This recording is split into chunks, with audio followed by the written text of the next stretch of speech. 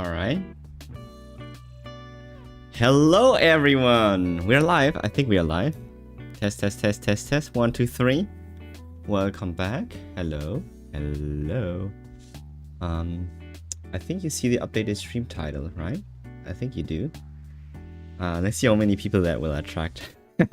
I was just doing the thumbnails for YouTube as well. Usually you don't have to include a thumbnail, but I don't know how to get rid of it. There's no delete thumbnail. I just wanted to have a picture, a screenshot within, like, from the stream, but for some reason I cannot choose to remove the thumbnail that I have posted last time, which was the HSR thumbnail. Therefore, right, I mean, we're not doing HSR today, therefore I have to change it. And I just didn't want to change it to generic thumbnail either, so I made one really cool just quickly. Just for YouTube. I don't know. No one watches it anyway. It's just there for documentation. That's why. Alright. We are back with another episode. It's been a time. The last time we've been doing this was... let me get a drink first.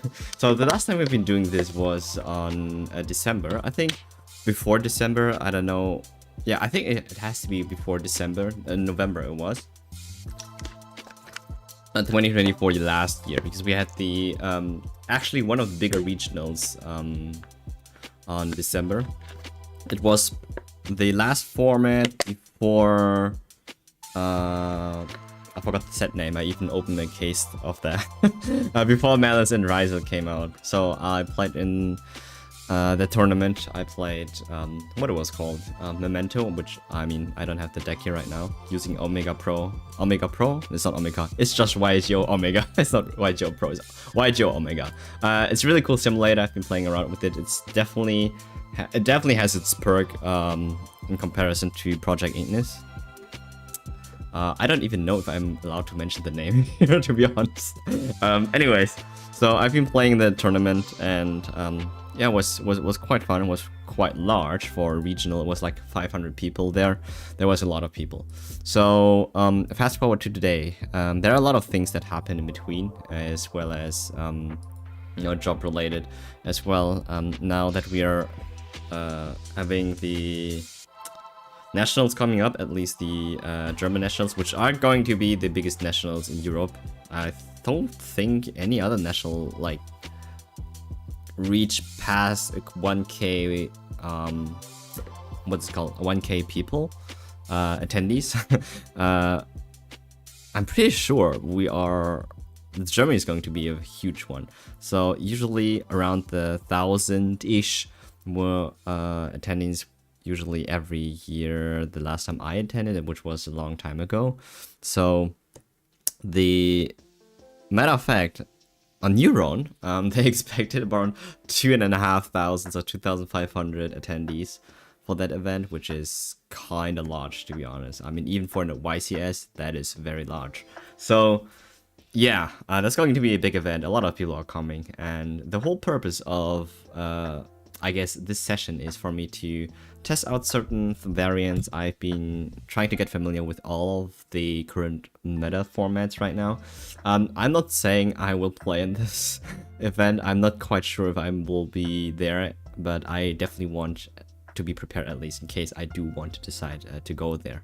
So what you can see in front of me are the decks I am considering. Of course, we're going to take a look at more cool stuff. So I'm familiar with Ryziel, obviously. I'm familiar with Malice, I played it myself. I'm familiar with the Mitsurugi engine. I'm a little bit more familiar with Octodic as well. I'm familiar with Memento, obviously.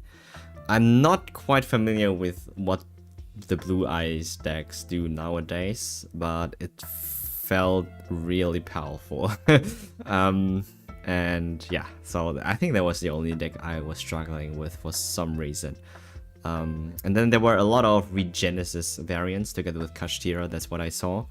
I think that's it so far. And aside that, obviously a lot of other rogue. I see even other people trying oracles as well. My all-time favorite ever.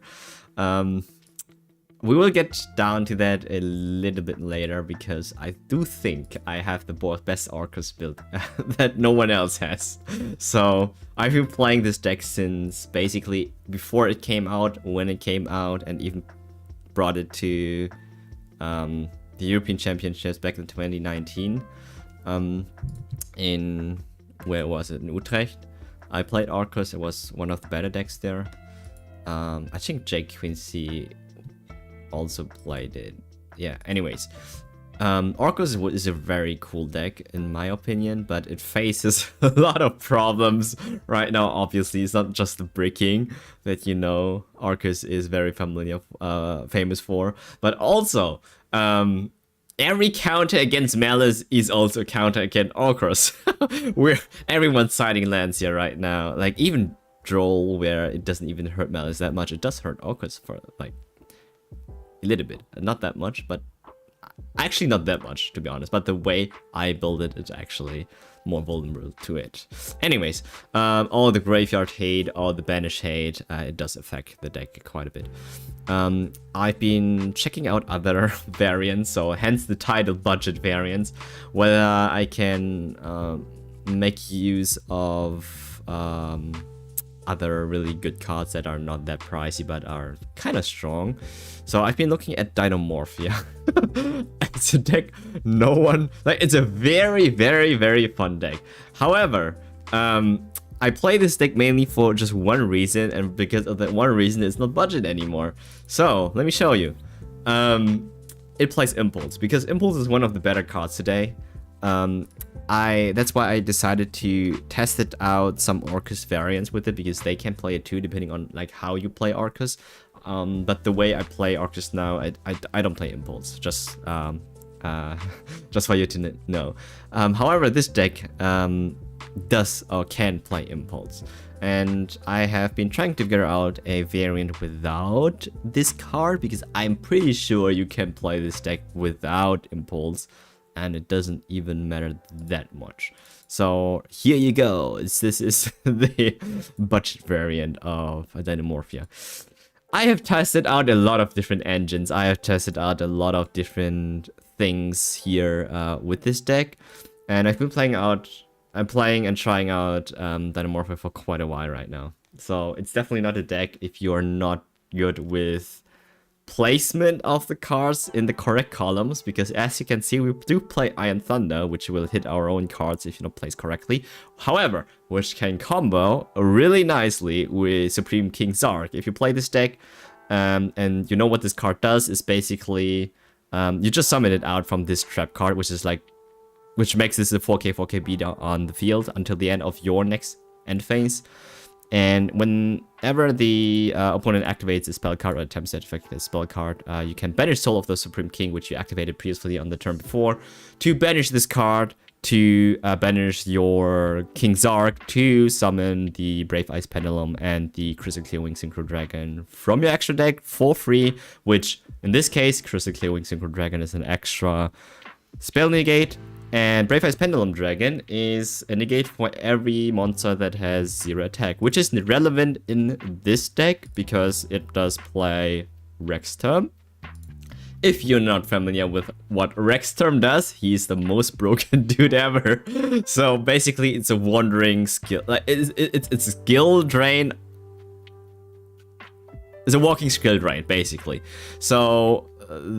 I mean, that's what Dynamorphia does. They try to get as low life points as possible with their trap cards, so halving their life points with all activated effects whenever possible, so that Rexterm will negate every monster effect on the field with attack higher or equal your life points, which in most cases, by the time you summon out Rexterm, you are like 2k life points, sometimes 1k.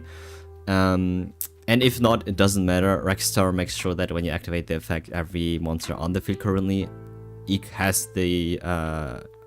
has equal attack to what your life point is, so they are automatically negated. So it even is better than Skill Drain, because Skill Drain lets you activate effects, so you can use like Neptibus, even though the effect is negated.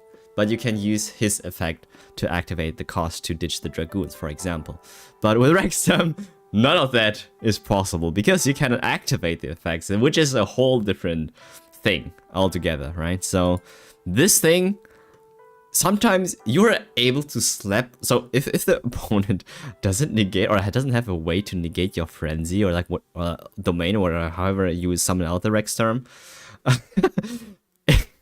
you can put this out on a full board of other negates. Like if the opponent has a tons of like if they have a negate board and for some reason doesn't negate the summon of Rex term, they are in danger. So this card alone can win you games a lot, but that's what the Dynamorphia deck is. It plays this card. That's why this deck is being played, to be honest.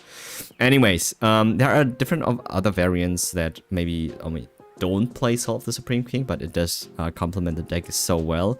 I've been trying out a lot of other engines as well to make sure that we have also other engines that keep us going, because I do realize that with Dynamorphia, you do not have really good recurring.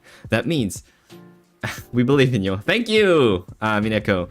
So with Dynamorphia, I feel, at least when I play it, you don't really have that strong recurring in comparison to the other decks. You do have a little bit with Alert, which summons back, but that's on the follow-up turn. And you have those floating effects with Diplos and Therizia. However, they do require you to banish a trap card from the graveyard, which then usually is your frenzy or domain that you used. But you technically are intact, but which you do not want to banish necessarily, because you don't want to use their effects in the graveyard when possible. Especially intact is very crucial for you to survive. Every other Dynamorphia card here in this deck has the effect from the graveyard. You can banish it and then you are immune to effect damage, so you don't just die from Sparks or Okazi if you play the card in 2025, because we do get below 1k quite a lot of times.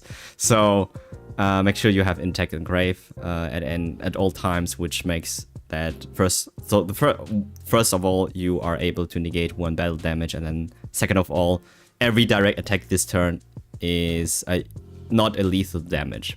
Every attack is going to halve your life points instead, which can get you to very weird numbers. Okay, so I'm not sure how they rule this in the tournaments. So are the life points being rounded? I think it's rounded up. So if you, for example, have 123 times 2, that's basically, which you have a lot of weird numbers sometimes.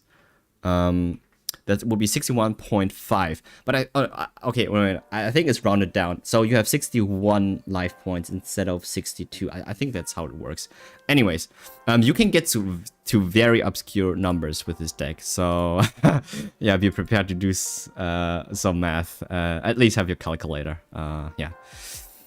So, because this deck doesn't have a really crazy good recursion, or like even, like this deck doesn't really break the boards unless it puts out Rex Term, but it only puts it out through either Domain or Frenzy or your Kentragina if you have her set up.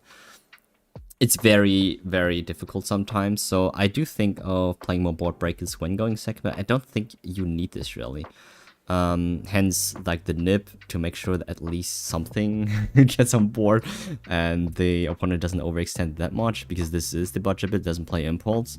But at the same time, you do not want to play hand traps, like not at least the monster hand traps a lot in this deck, because clogging with the hand, like the monsters, feels very weak. You would rather just play, like the optimal turn 1 would be play Therizia, set your Frenzy or whatever Dynamorphic card you're lacking, either is Frenzy or Intech, whatever you have in your hand, and then you set maybe like a Judgment, you set a Soul, you set a Gravedigger's Trap Hole, and you set a Ferret Flames, right?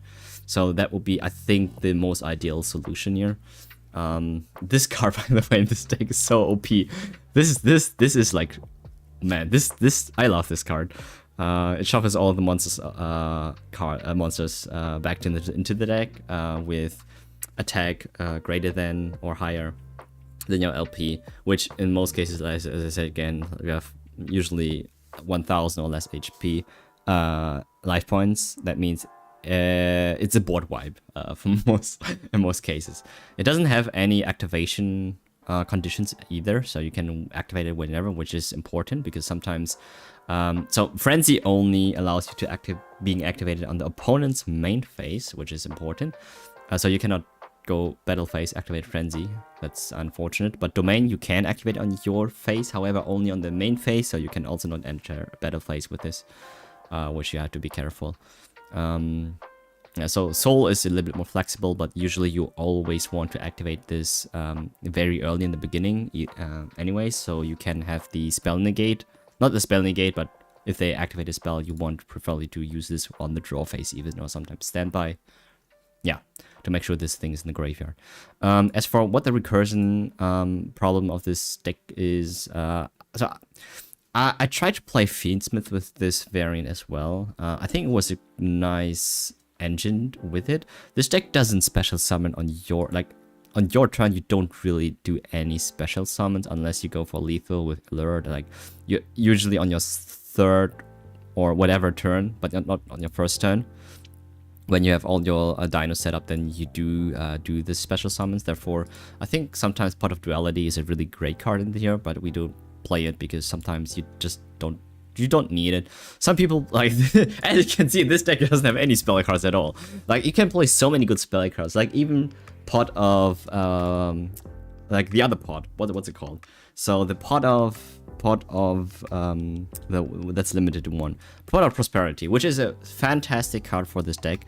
However, okay, I agree, it is great. It can even bait out Ashes sometimes, but the problem I see, like the advantage you have with this deck is because you play a trap deck. I prefer, when I set 5, that the opponent does not know any card. It does give you an advantage, quite a lot, in many cases actually. So using Pot of Prosperity or even Duality makes you reveal the card, and the opponent immediately knows like what you're playing, and the opponent being able to know that you have like the Judgment set or like certain cards set, it does put you in a slight disadvantage because your opponent can make you activate certain effects in order. So the cards are becoming less impactful, if you know what I mean. So I prefer, if possible, not to reveal any cards whenever you play this deck, but it's preference really. And the extra deck is actually very spacious, but not really. I don't know how to put it. So you have you play these Denomorphia cards. You can play this engine though with just 1 Diplos, to be honest, and then 1 less Rexterm and 1 less Cantragena, so only 4 fusions and 4 main deck monsters. However, this only works like for turn 1, but on turn 3 onwards, if you just play Denomorphia like pure, you have to play the second Diplos, unfortunately, and you do have to play 2 more fusions. Otherwise, you are not being able to resolve the third Frenzy or Domain. So that's a problem. I do play this deck together with the this Zark package, as you can see.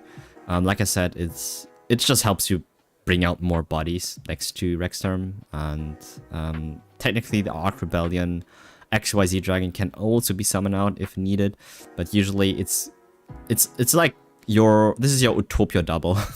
Usually you play this by making 2 level 4s, make a Raiders Knight, go into Arc Rebellion XYZ. Usually you have a lot of like big monsters on board, and even if your opponent has a lot of big monsters on board, you can use Arc Rebellion and then just hit them with 10k. That's the idea of it. I do feel Typhon is a really good card in this deck. Sometimes you do just leave with 1 Diplos and your trap got negated and whatever on your turn, and being able to summon the Typhon, I feel is important. It lets you survive a couple of turns. However, it does conflict with Rexterm because Rexterm is a 3k body, cannot activate his effects, unfortunately, on the Typhon, which sucks though. And what else? Gotta do that. To be honest, I don't know. Like, you can play this deck even with Super Polymerization, which I have also seen. But this is the deck. It tries to get as low life points as possible with all the halving effects of these trap cards. It summons out Rexterm, which is an improved version of Skill Drained. And it summons big bodies. Yeah. And the best thing about this deck is it... So, Fuwalos doesn't do anything against this deck. Purulia doesn't do anything against this deck. Lancia doesn't really do that much. You cannot banish Intag or your traps, but it does not do that much. At least not that much. You wouldn't be able to banish the trap cards for the Rezia or Diplos to let them float. But I think that's a minor problem. You do get bored by Feather Duster. Sometimes that does happen, even though it's a one-off. People do play Thrust. So in the side, I make sure I have 5 like counters. Playing Heavenly Prison.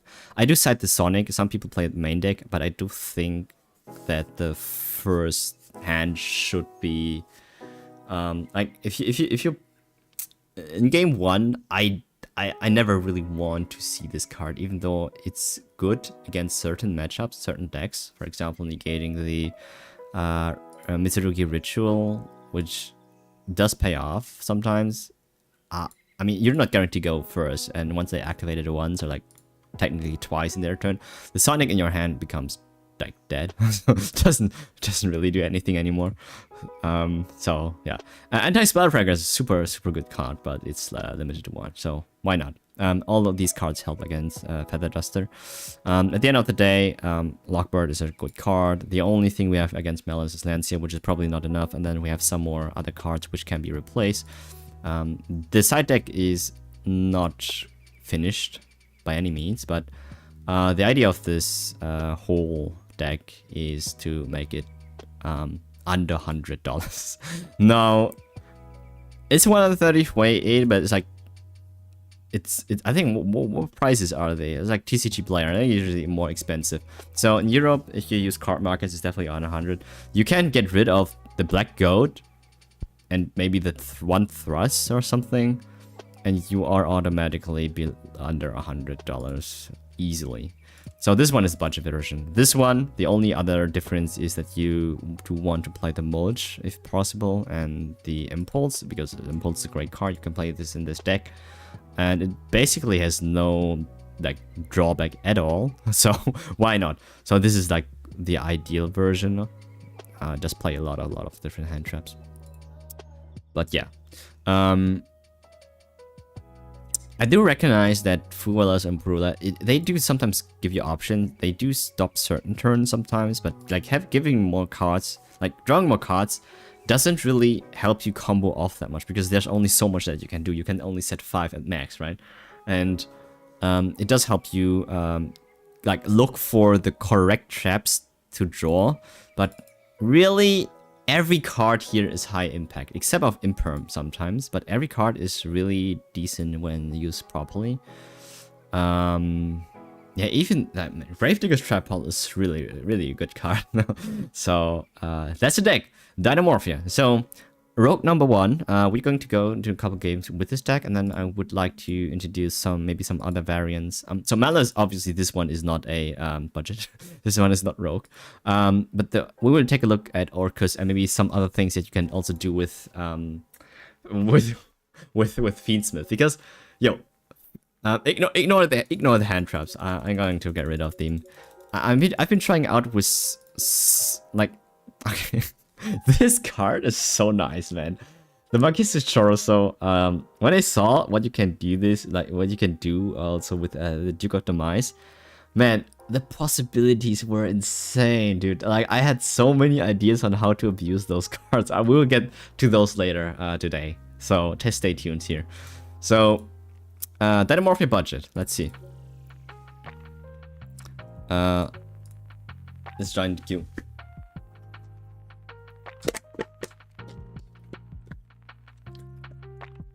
If you have any questions or anything to comment, let me know.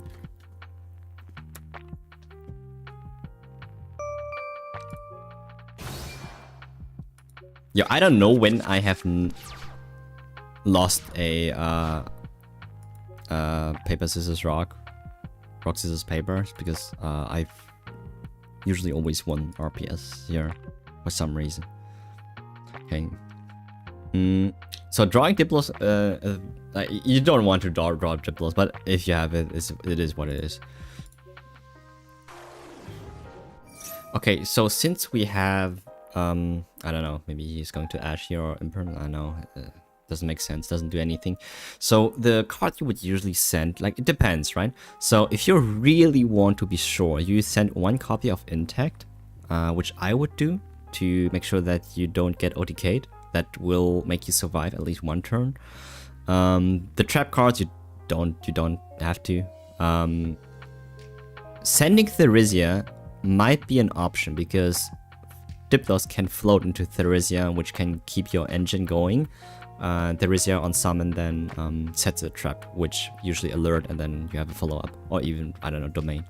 So since we have a domain here, we are access to our engine already, so we're going to send the Intact. Make sure that we don't die next turn, and then we just set our cards. Okay, so card placement here is important, especially if you play Soul of the Supreme King. Make sure that you have, when you play this card, make sure that you have at least 1 of the Pendulum Zones open, because sometimes it does happen that when you summon the Zark, the Pendulum Zark card, that it gets destroyed. And it does have an effect when it gets destroyed, which becomes a Pendulum card.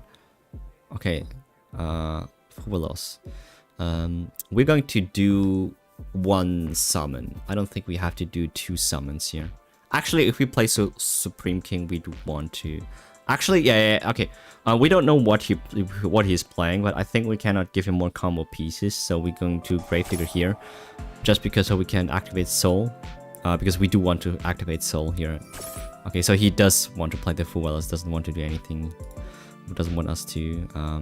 We activated the second trap ball. Alright, what are you going to do now? Alright. Playing. Alright. This is so cool. You don't have to play hand traps when you can play Gravedigger's Trap Ball. It's basically an anti-mulch. Again, like Fuwas doesn't usually do a lot in here in this deck against this deck, but for in this case, we were able to summon the Zark from our extra deck, as well as Country Genius plus Rex Term, or just Rex Term, which will be have 2 cards, and then him drawing like 4 cards is like not great, or even 2. So we were lucky to have 2 Gravedigger's Trap Hole. So the card I was talking about was Zark. So if this thing gets summoned here on board and gets destroyed, it becomes a floodgate for Fusion, Synchro, and XYZ monsters. While this card is in the Pendulum Zone, your opponent cannot activate Fusion, Synchro, XYZ monsters. They couldn't activate Link monsters, which is bad against, of course, Malice. But yo, this thing here is so strong against Rise decks. So yeah. Anyways, let's switch out certain cards. We don't know what he's going to play. He's going to go second, so we're going to probably play this so he doesn't.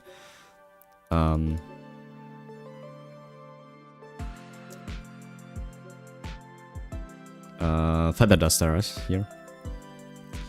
Okay, what would you do? Yeah, I think I want these 3 cards. Like this. Alright, we were too late to side. Alright, no siding at all. I was yapping too much. We will win regardless. No problem. We got the Diplos. This is bad. Alright, we won. See? I can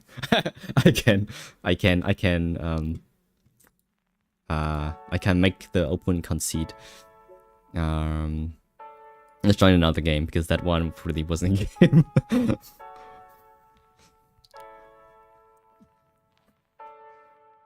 Alright.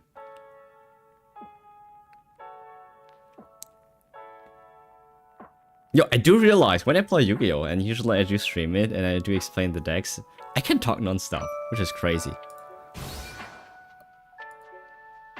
I don't ever talk non-stop on my presentations back in school, so... Okay. Alright, at least this one has Trap Trick in hand. That's the reason why I play it. It's another way to access it. What? Normal summon Fuba, okay. So you go into Almirage. Alright, so what are we going to do? Okay, is he going to go Cyber's, the backup guy? We're going to let him be. No, it's not. Drew a bad hand. Okay. Alright, there's a backup Minister. That's fine. Alright. So the question is, do we do that? I don't think we have to. If he summons it right at me, like, okay.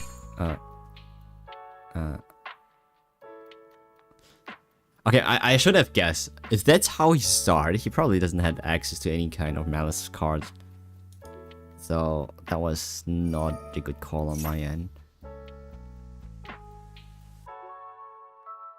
Should have negated the backup Mister. Alright, so there's the 4th summon. Actually the 5th summon. Do we want to do anything here? I think now is actually the best time to nib. That's fine. So we ash that. And he's left with 1 card only.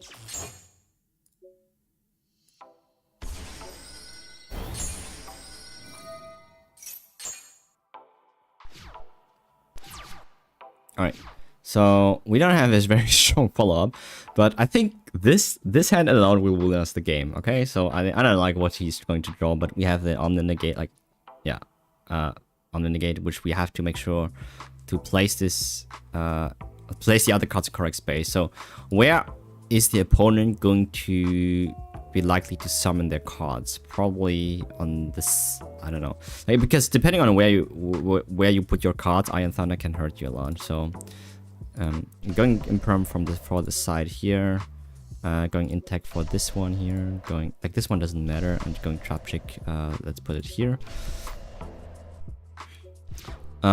Make sure that you know that the moment you activate Trapchick, you can only activate 1 trap card this turn, which kind of sucks because we cannot activate Intact when we get the Frenzy out. We activate the Frenzy, get the Rexter, but we cannot activate Intact in case he activates monster effects. Make sure I want to make all use for I want to make sure that I make good use of Iron Thunder and Imperm if possible before I activate the other cards. So here he has an option to go Link Spider into whatever if he needs. Wait, yeah. Okay. So this is fine. So he goes Splash Mage, and I think if he goes Splash Mage, we Imperm that. Yeah, when he activates the effect. Alright, okay. Actually, we activate Iron... No, we cannot activate Iron Thunder and Chain Traptrap because Iron Thunder is counter trap. Never mind, we activate Imperm here just to be safe. I thought I wanted to change Traptrick because Traptrick would be, yeah. Okay. Okay, he's about to go to the next phase, which is the next phase, but we want to activate Traptrick here because we do want to get Frenzy out, because Frenzy can only be activated in the main phase. We don't want him to go end of the phase. You know what I mean? So activate Frenzy. Okay, he ashed that. Unfortunately, nothing we can do about that. We're basically done if we don't draw any other card. We basically lose. So we have to draw a monster here or anything. We do. This is a perfect card. We drew Therizia. He lost. All right, we won against Malice. All right, this is how easy it is. So we set another copy of Frenzy, probably. Yeah. So he surrendered. Man, we're that good, right? Malice, no problem. So since he plays Malice, obviously we have to put in the Lancier in. He's going to go first, so I don't know. I'm going to go these 3 cards. I'm not even sure if the Black Gold makes any sense when going second. Doesn't it even make sense? I don't know. I think this is better. So the cards that we don't want is Parrot is meh, because usually the cards are very low attack in Malice, so it makes it hard to activate full Ferret Flames for full value. I'm going to get one out, get these 2 of these out. Grave Triggers is MVP here in this matchup, and then we side out. Okay, let me think about it. 1 Judgment. 1 Intact. Maybe that's wrong. 1 soul. Let's see what happens.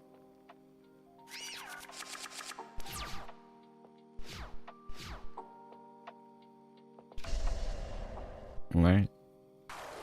Sure. Do we imperm the white crab? It's always the right choice. Whether they have the... Actually, no. Whether they set the card or not is always a bait. It's always a bait. So we use the imperm usually on... Okay, so this one definitely is an ash. We use the imperm on the splash mage. Okay, I meet you. That's a problem.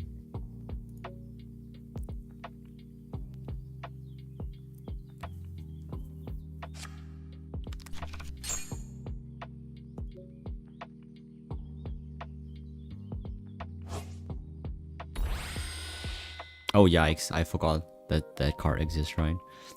I think we lost here. Nico Revo is really good, man.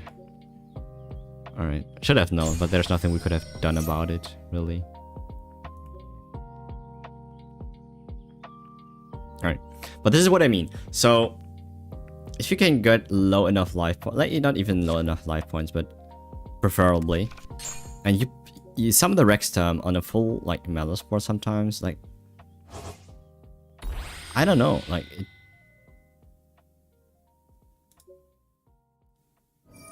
okay. Well, obviously here we imperm here, he get rid of the Lingo Rebo. I always try to leave Lingo Rebo on here as much as possible. Well, but we know he had to follow up, but that's the best thing we could have impermed here.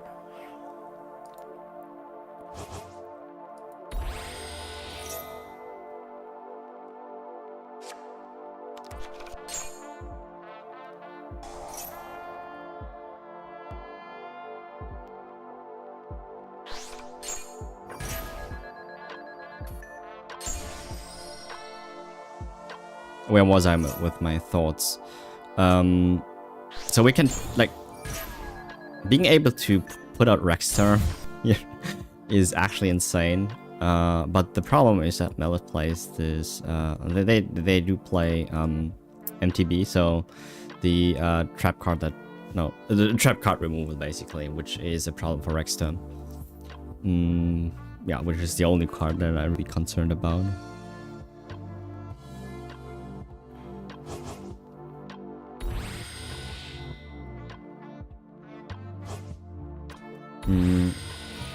Yeah.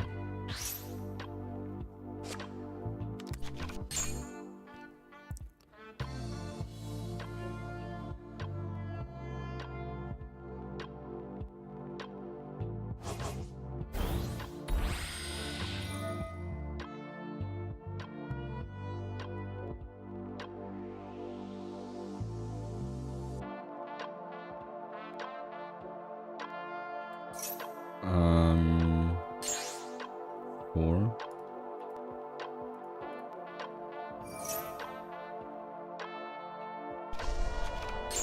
There it is.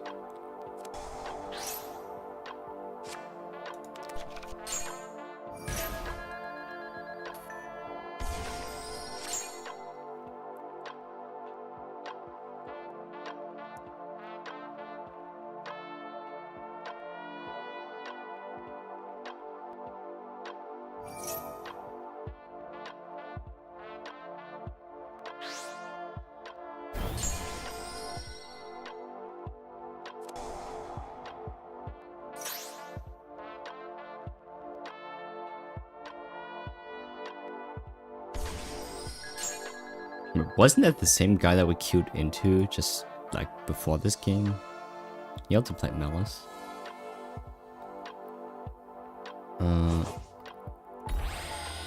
Okay, so he plays a Kotalka, which is an Omnigate.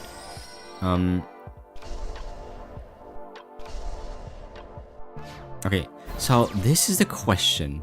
He has MTP in his banished. Is there a way to retrieve that card? Does he has? So he doesn't play He didn't play How to Solve Crypto here. Does he have a way to get back the card? Other than that, I don't know. Like it's fine, I guess. Let me see. Use the resume.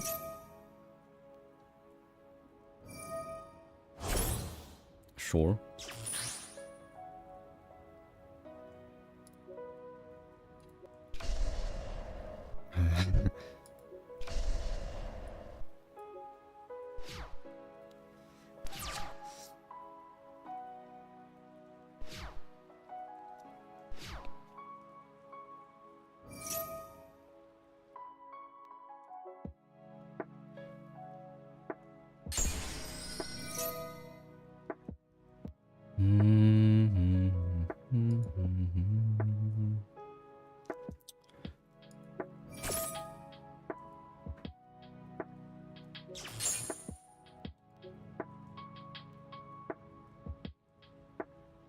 The cool thing about Dynamorphia is usually the games are really fast. Either you lose or the opponent loses really quickly. It does save a lot of time.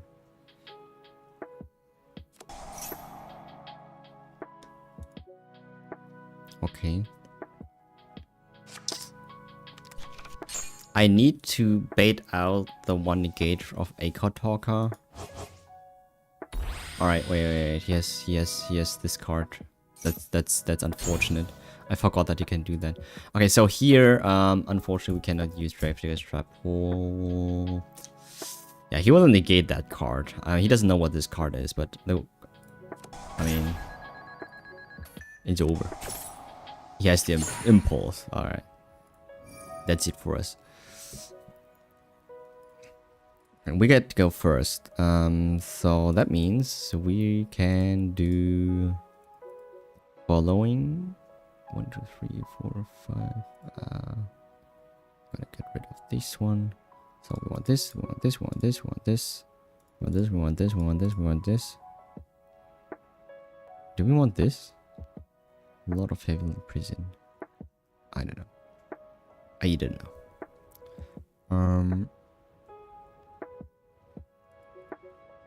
Now, we do need the ash.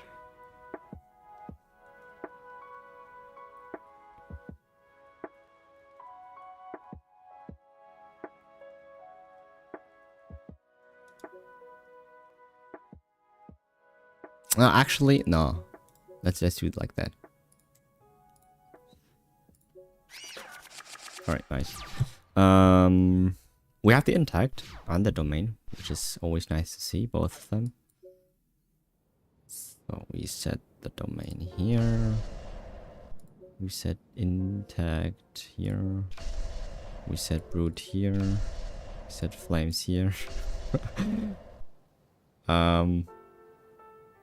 Yeah, it's so unfortunate that you cannot activate domain on at any phase. It has to be main phase, unfortunately.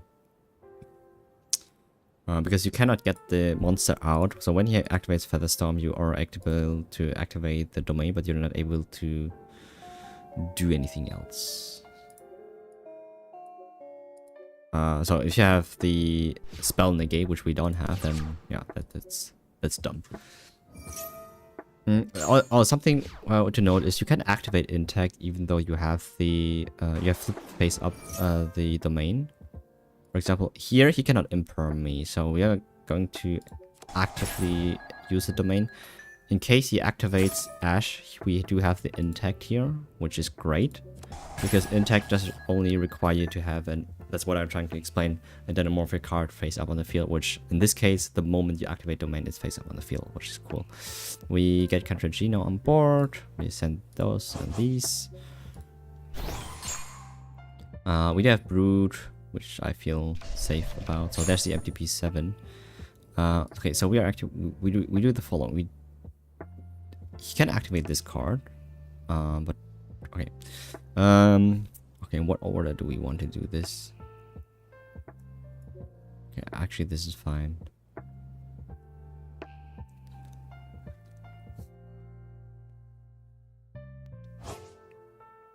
Linkuribo. Here I am going to use Cantrogenius effect. So you cannot negate that. We're going to use special Rex term.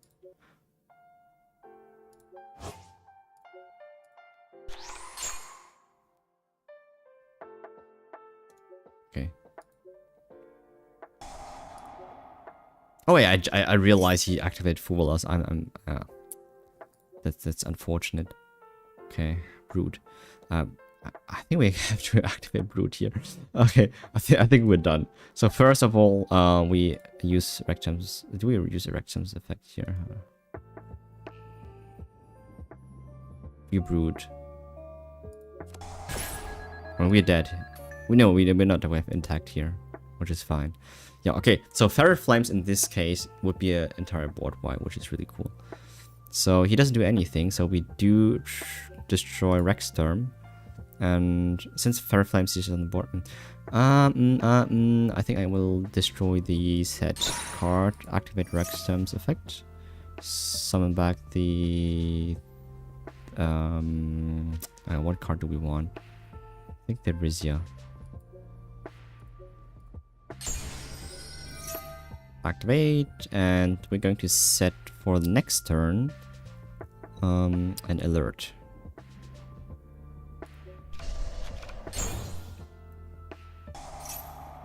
Okay, he's thrust as well. Alright. This have to do. He can get the Feather Dust here, unfortunately. He drew both of these cards. Yeah, I mean... we cannot go Ferret Flames. We do live this turn, but it's over. It's over.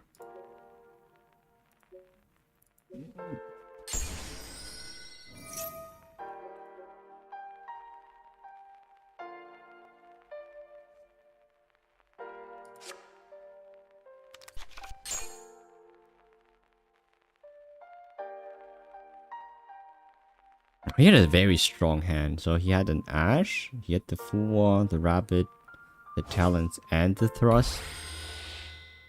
And I gave him 2 cards though. That's also my problem. Do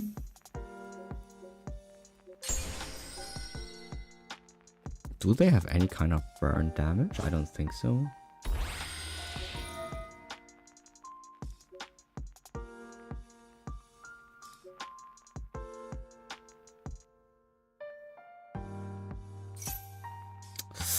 Alright. Okay, so he banishes those 2 cards. We have to... I mean, it doesn't matter. He banishes the worst cards of them all, but it doesn't matter. Like, we have to banish them either way. So we banish the Brood. Oh no, he banishes the Intact. Oh crap, I forgot. I didn't saw that. I wanted to use... wait, I couldn't use the Intact because he wasn't... we die here. Oh yeah, I forgot that you can only activate this card on when you actually get battle damage. That's unfortunate. Wait. Now that I'm thinking about it, this is such a bad matchup because White Binder is getting rid of your important traps in the grave, which is the attack. Oh yeah, we're cooked. The way that I can just so naturally access Linkuribo is also really hefty against this type. Alright.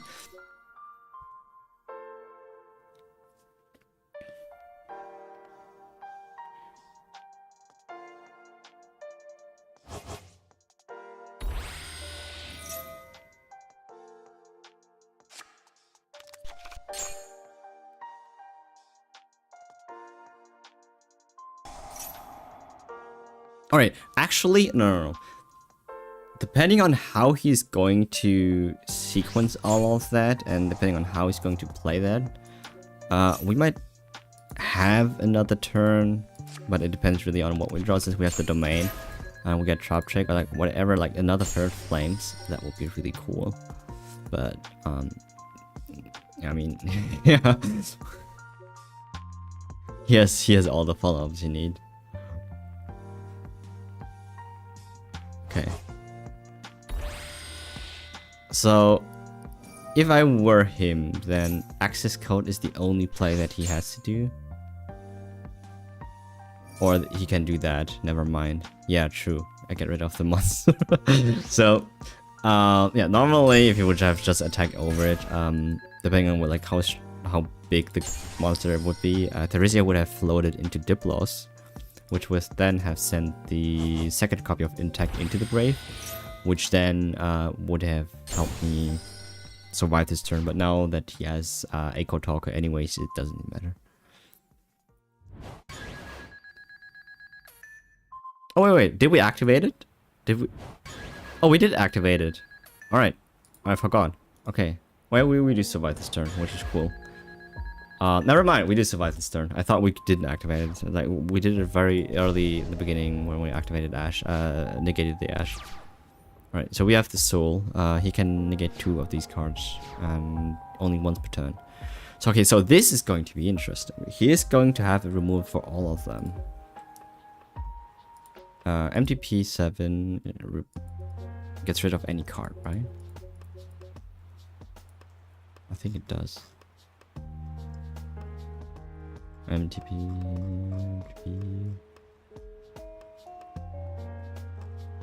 I don't know where it is.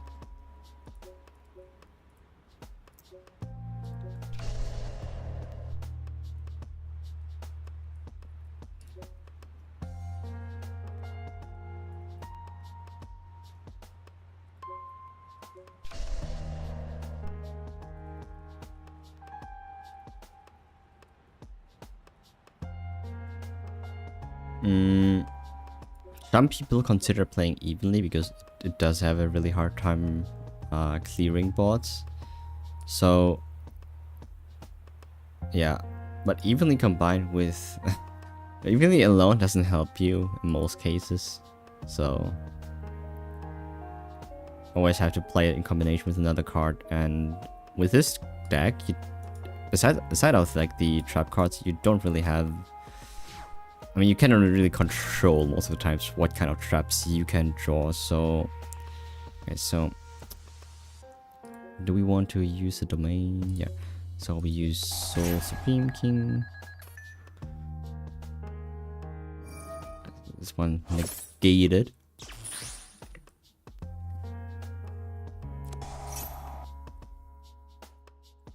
Okay.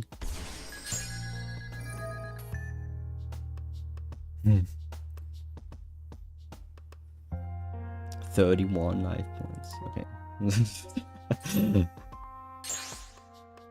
So let me read this card. Okay, it does bench 1 card. Oh, this sucks. As well as Hearts of Cryptor. And this all happens in the draw phase as well. Oh, that sucks. Okay.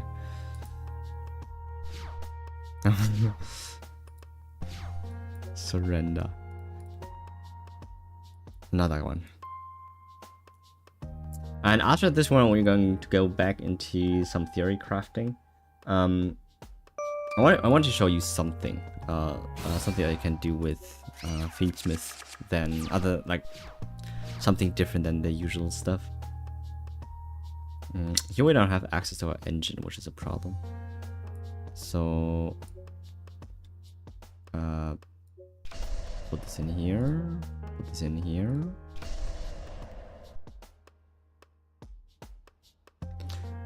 The fact that you can activate Feral Flames more than once per turn is really cool. Do we survive this with just these two cards? I don't think so.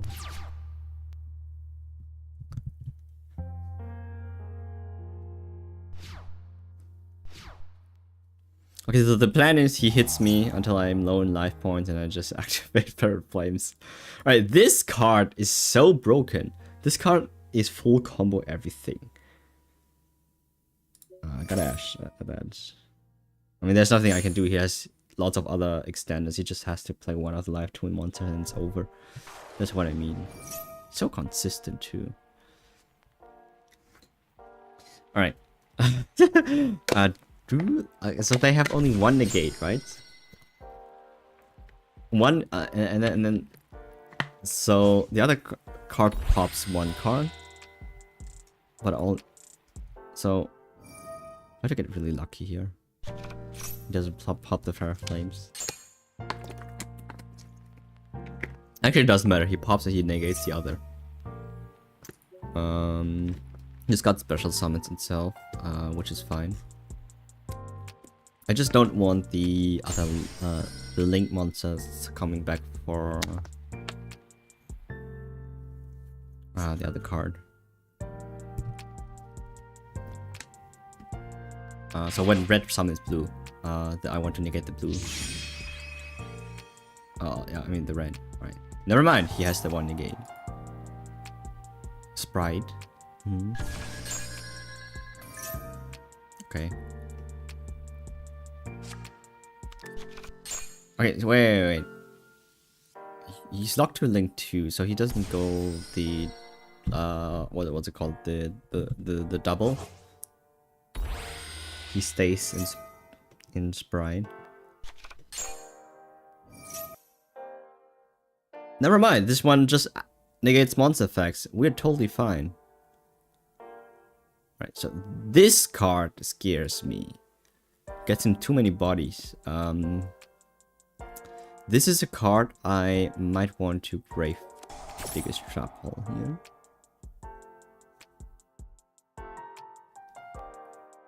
This is too much value for him if that resolves.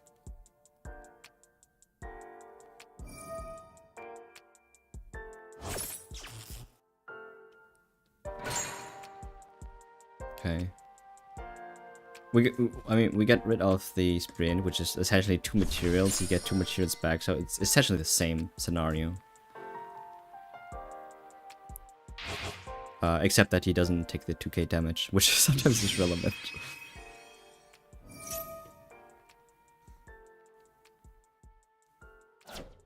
Alright. Is he going to lock me into something here?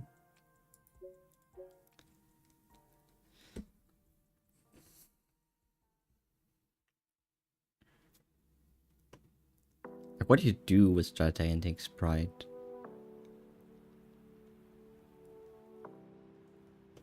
Frog?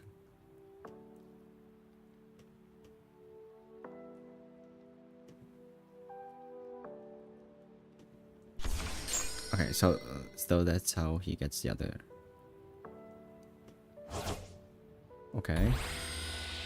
Alright.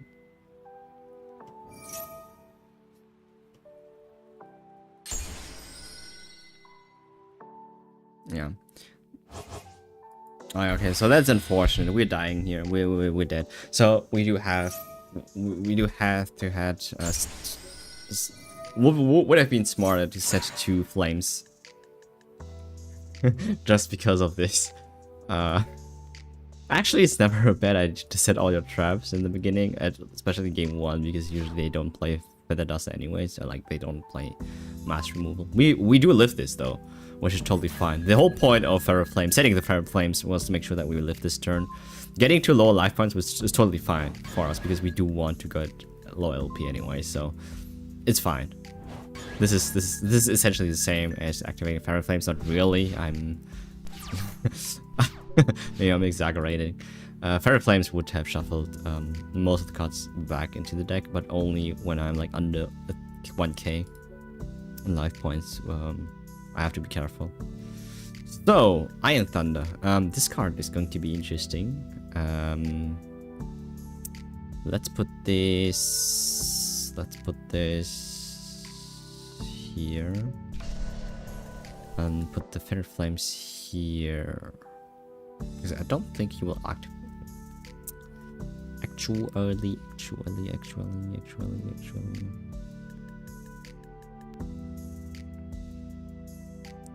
We're gonna set this in the center. So the card that you do not want to get destroyed, especially with these Link cards, I want to make sure I want to set the traps not in these zones here. In the 2nd and the 4th zone. Okay. Yeah. Because that's Iron Thunder can actually potentially, like, it can hit this column here, which would be really cool.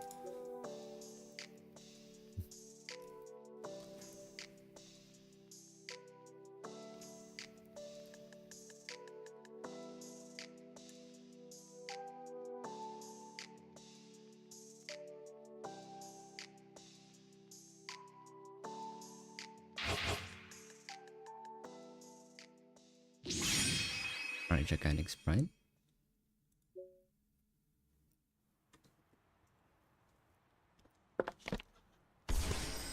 Red.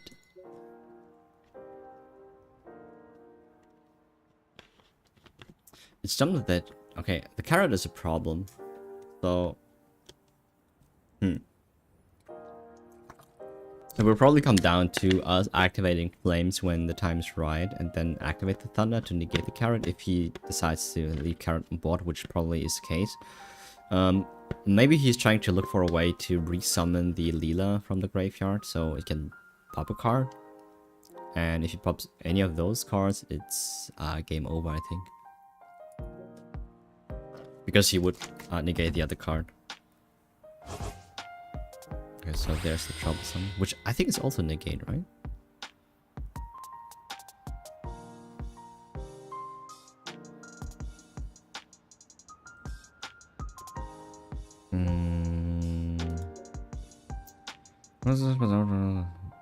Okay, so this just resummons both. Alright, never mind. Okay, okay. I think he's thinking whether he wants to link those two cards away. So he has place.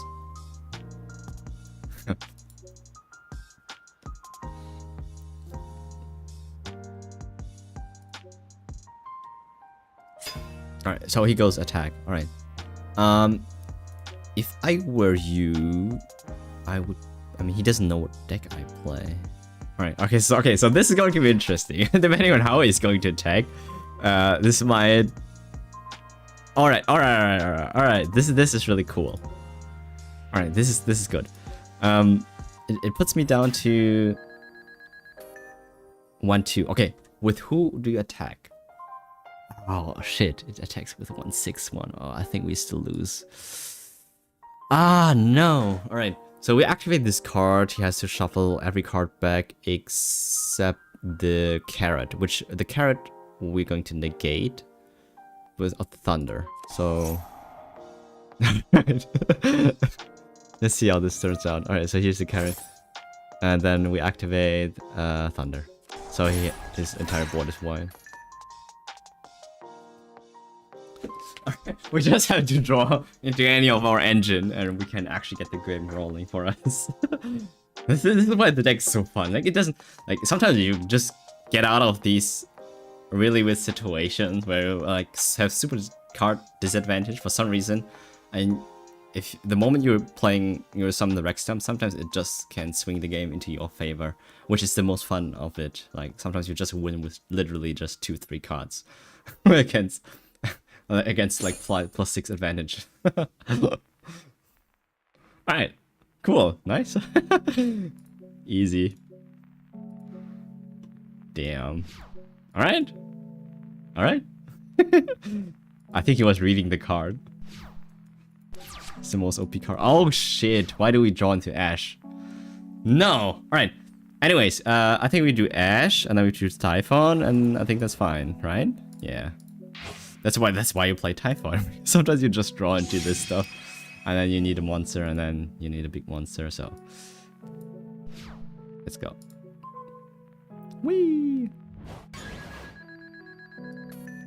Right? Okay, so here's a question. So since Sunny Stitch actually has a way to burn us, you can only activate one per turn while you control never mind, this only burns when I summon a monster, so that's perfectly fine. We do set the intact here, because in case he destroy this, we do survive another turn. So this intact in the graveyard is very valuable.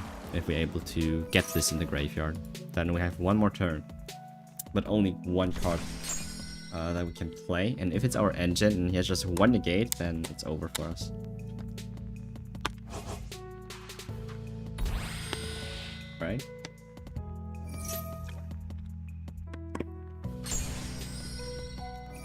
He's popping the monster or back?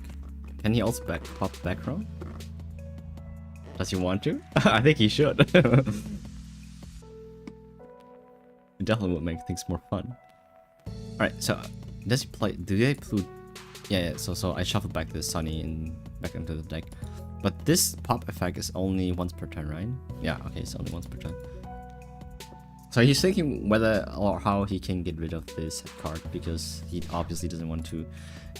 Another power plant. Oh yeah, he just attacks. We lose. Could have also been that he was trying to do something else. We get to go first, which is really good. So we can play this. I don't think we have to play Nip here when going first. And I don't think we need the Ash, to be honest. Do we? Do we? Let's keep the Ash. Let's... Actually, no. Let's keep 2 Ash. Get rid of 2 from here.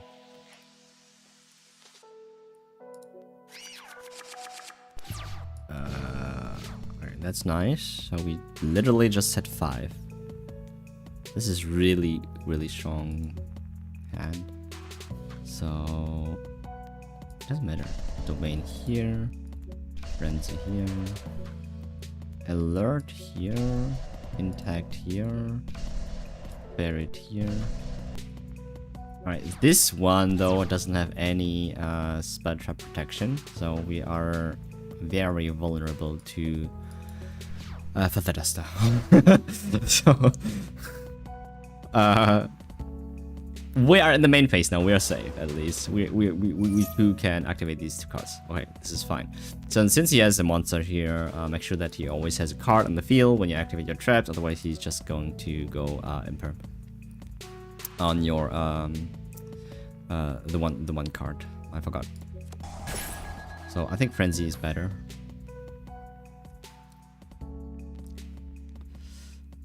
He would imperm your country Gina. That's what I wanted to say. So starter. Ooh, okay. Fine. So we special summon this card. Get rid of this card. Get rid of this card.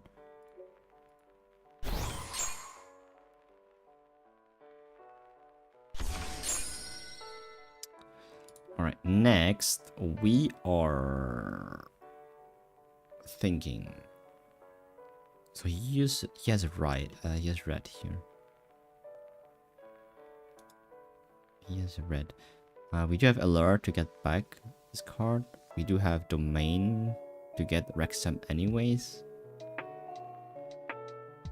I don't have the intact. Yeah, we are fine. We are fine. I think we summon. I think we summon Dino here. We have the protection. Okay. Okay, so we have multiple ways to play this out. We can play the since we have the domain, we will be able to summon out the Rex anyway. So do we have to negate the monster effect here?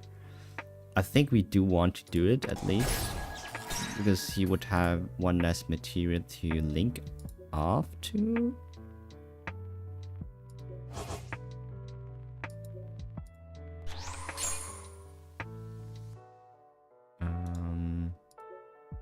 So what would be his extender? Another sprite? Yeah. Carrot. Yeah, okay, so the idea was to use this all before Carrot is on the field, but now that I'm at 1000 life points, he's not even able to activate Carrot's effect right now, which is perfect. So, exactly what I wanted. He's dead, no matter what. I'm pretty sure he's dead. Yeah. And we have the board wipe with Ferret Flames at any point of time. We activate Wrexham's effect, get our life points to 500 or even lower if you want to, and then Flames is just... Okay, look at this. He's going to instant scoop, right? He's instant scooping here. We activate Flames and then chain Rex Term on it.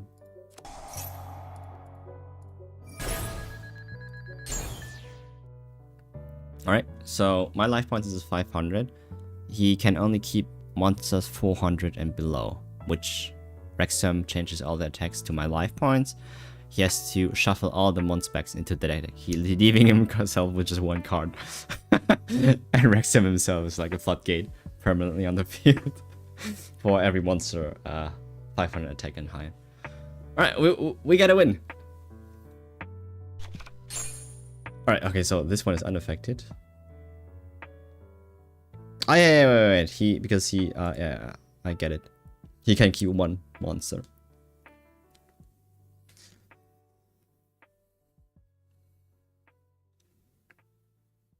Next phase. End phase. Alright, so since this is end phase, we do go alert here, special summon Theresia and the Diplos. And this is game. This is 1, this is 2. Yeah. Next, we're going second. Definitely going for the nib. Okay, going for the ash. Do we want draw? I don't know. This. Going to keep these cards. Joining out. Fragrance out. And then we're going to go to Iron Thunder, keeping the judgment here.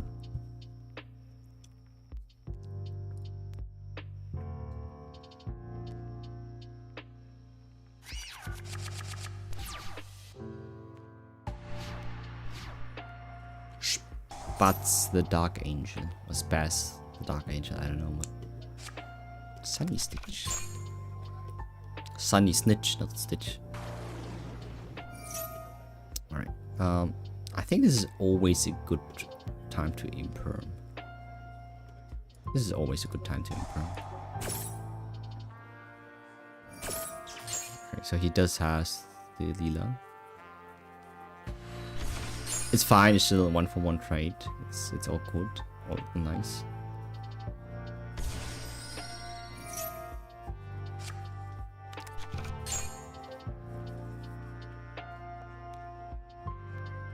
I don't know, like usually I'd never draw the Diplos, but here, today in this stream we draw the Diplos so often.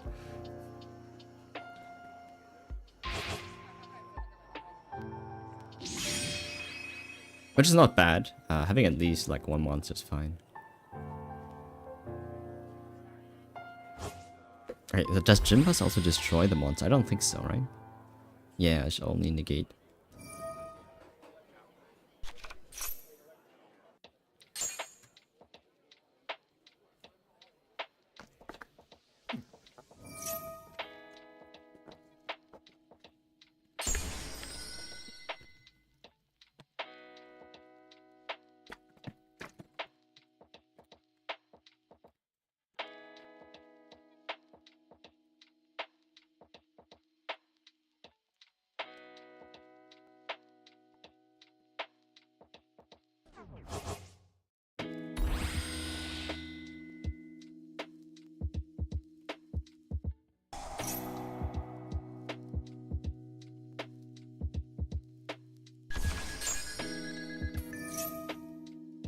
So we know, at least I know, I mean I have a feeling that at least one more Dynamorphia card is going to be released, because in one of those cards, I forgot like which card it was, they do show like a third main monster. So besides of Theresia and Diplos, there's still one more Dynamorphia monster that they still have to reveal based on the trap card lore, I guess.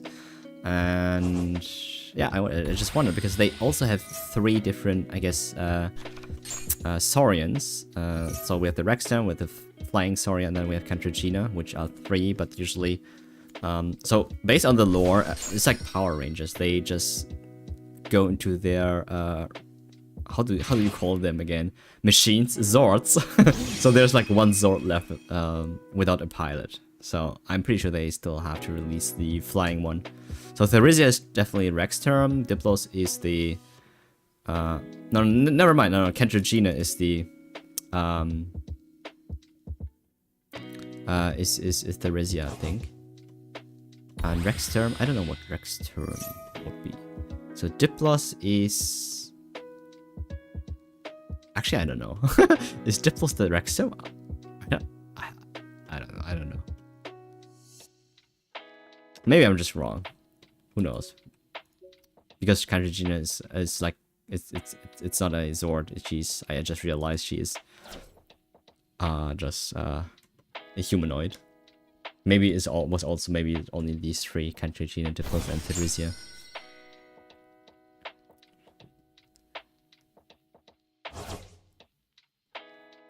I never see people play this card, Frost. Okay, okay. Alright.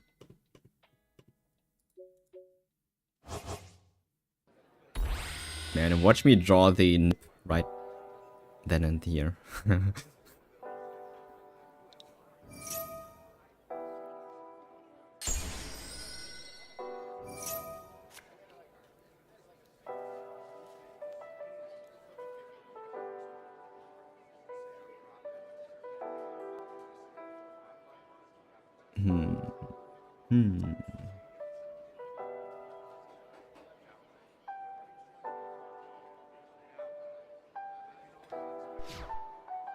That board doesn't scare me at all. Alright, so here we go Diplos. He negates with Jimbuster. We go Typhon, Spin.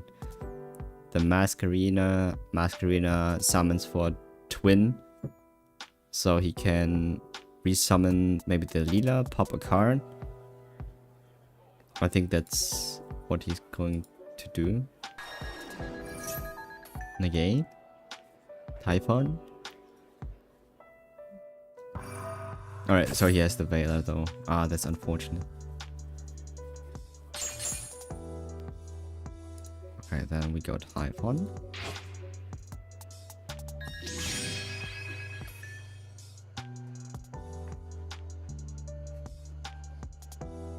Battle phase.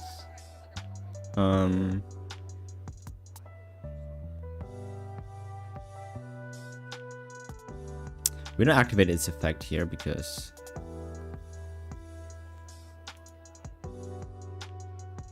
actually, why not? It doesn't get destroyed or anything, so I mean, the only thing you can do is negate it. We could have run over it and then spin a card, but he uses IP right away, which is questionable. But personally, I would have waited for me to enter the battle phase. But this is exactly what I was hoping him to do anyway, so he was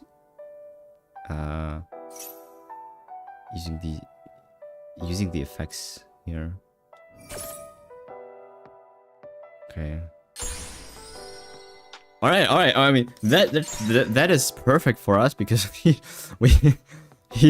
uses all the interruptions. I was just scared of the Lila pop here. But now that we can just set all these cards, we don't have to worry about anything really.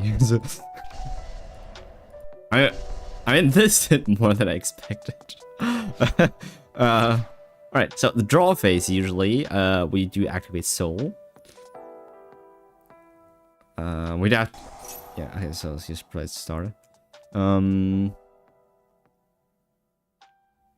Okay, me personally, if he's going to Little Knight my Arc Z, which is insane if he would do that, and it would come, and he wouldn't finish me off this round, and Arc Z comes back with this full effect on the board, because it's reset and not summoned by Supreme King anymore. He's in big trouble. Yo, this card cannot be destroyed by card effects, cannot target it with card effects, and if this card is special summon, destroy all cards opponent controls. I don't think this effect applies.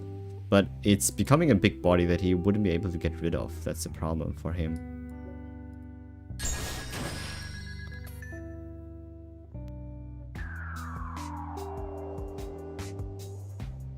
We do have the domains and then the Gravedigger's Trap Hole.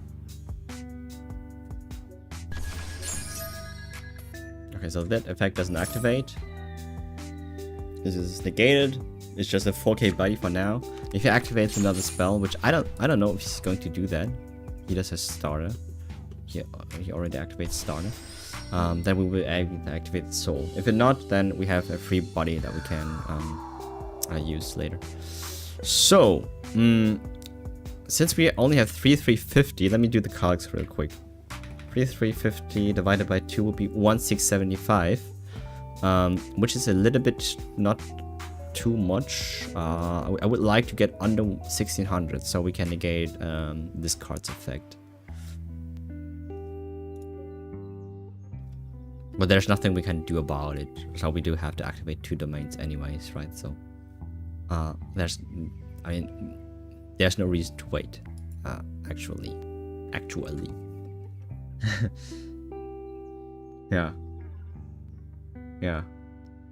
I think that's the strat. I think we just activate 2 domains and then we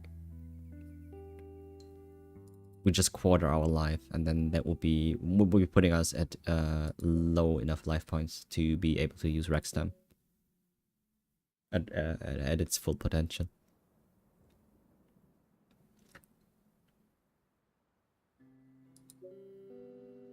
So what does he think?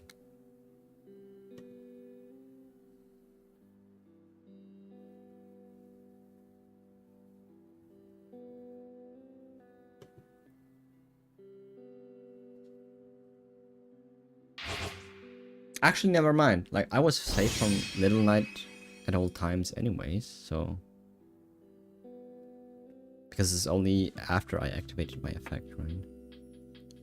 Which, at the point when Rexstam activates its effect, I would have the life points and then he wouldn't be able to activate anyways. Am I scared of this card? I don't think so. No? Let's do anything.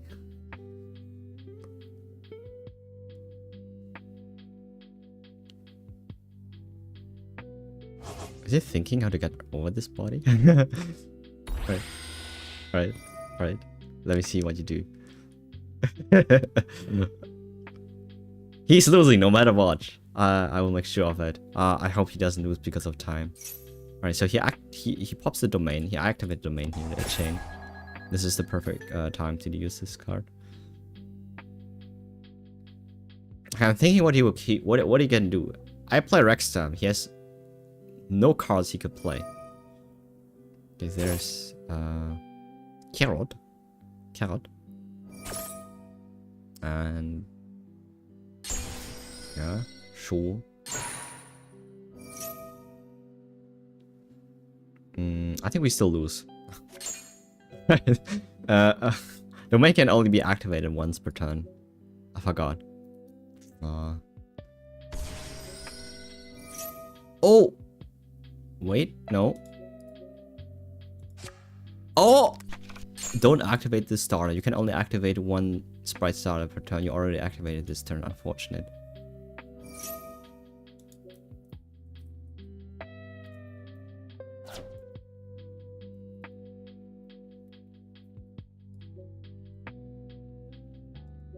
What other spell could he activate? I don't know.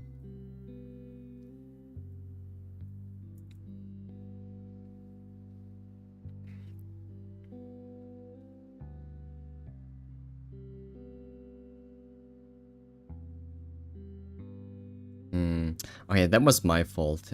He wanted... Okay, I should have seen this coming. Obviously, he did this gigantic to get to the carrot. I forgot that I cannot activate 2 domains at the same time. Well, his time limit was up. He lost, unfortunately. So we won. So the idea here would have been to activate domain. Obviously, to put on Rexstam, he cannot do anything, and he loses from that point, I think. Here I made a misplay to not activate the domain immediately the moment he summoned the sprite, and waited for his effect instead for him to bring out the carrot, so makes it that it's negated. One of the domain is negated. It doesn't negate the activation, it just negates the effect, right? Yeah, it just negates the effect, which is unfortunate. I thought it was negating the activation, then it's a different thing. Because then I would have been able to activate it 1 more time. This thing, the domain, and then put out my Rexstam. Right, so this is the deck. Very fun, very easy, very budget. All right, so these cards are like the only cards that are expensive. You just get rid of these cards, these 3 cards. It's like below 100, easy. It's like even less because some of the cards you already have, and let's say you have the nib, you have the rest of the cards that would be I don't know, like I can't not see anything expensive here, to be honest. Not even Improm anymore. It's definitely less than 100, which is really budget.